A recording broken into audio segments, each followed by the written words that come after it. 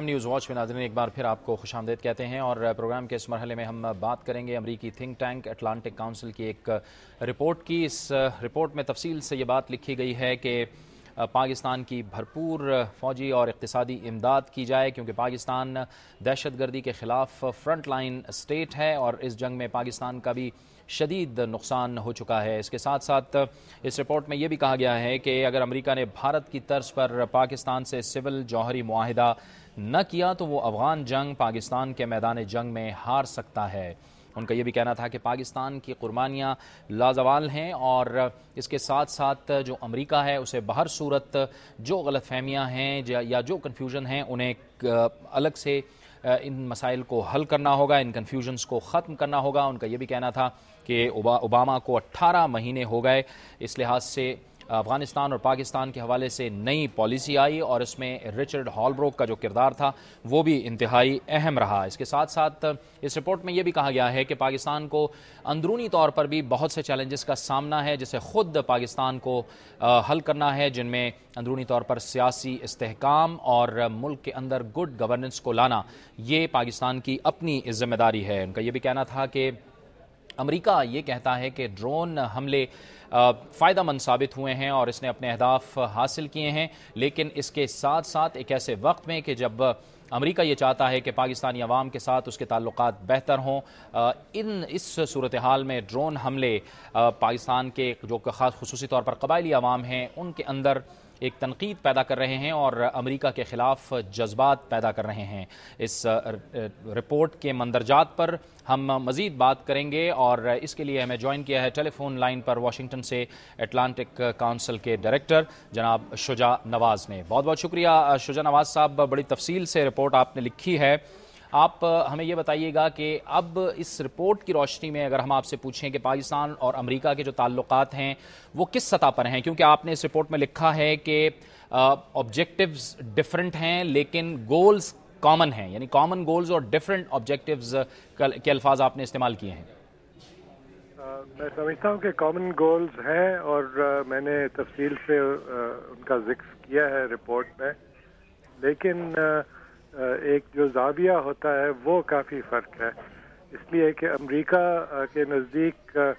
ایک یہ بہت اہم خیال ہے کہ اگر پاکستان پہ پریشر ڈالا جائے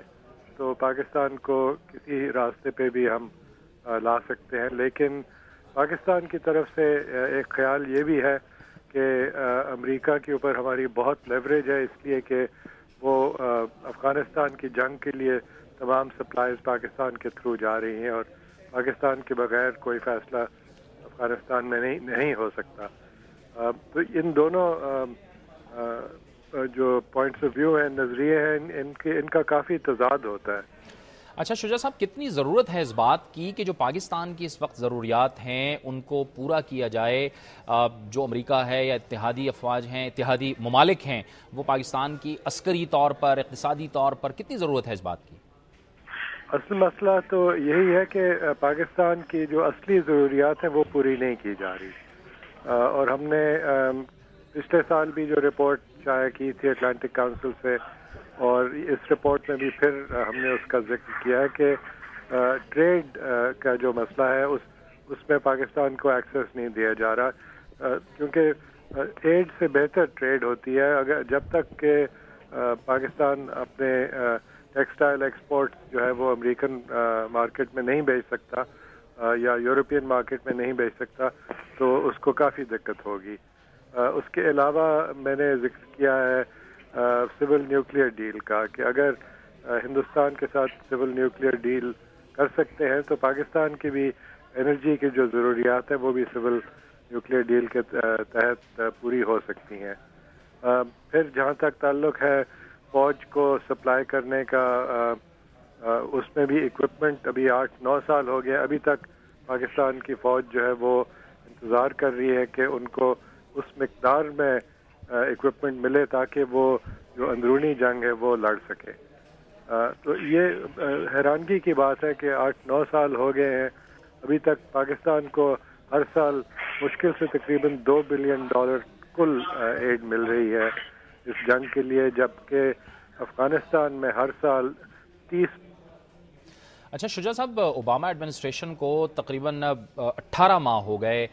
इस दौरान पाकिस्तान और अफगानिस्तान के लिए उन्होंने नई एक पॉलिसी भी बनाई और ज़ाहिर है एम्बेसडर बनाए गए रिचर्ड हॉलब्रोक, उनकी मौजूदगी से आपके ख्याल में कुछ खित्ता मुस्तफ़ीद हुआ, कुछ फ़ायदा हुआ? कुछ हद तक तो काफ़ी कामयाबी हुई है। मैं समझता हूँ कि एम्बेसडर हॉलब्रुक के आने से कम ये हुआ है कि कई ख़ास जो सेक्टर हैं उन पे तवज्जो दी जा रही है। और पाकिस्तान की हुकूमत का भी आपको पता है कि बहुत बड़ी हुकूमत है। इतनी मिनिस्ट्रीज़ हैं कि जब एक सिर्फ तवानाई के मसले पे जब बात की जाती है, जब हॉलब्रुक की टीम जाती है तो 6 मिनिस्ट्रीज़ उस मीटिंग में शामिल होती हैं, क्योंकि 6 मुख्तलिफ मिनिस्ट्री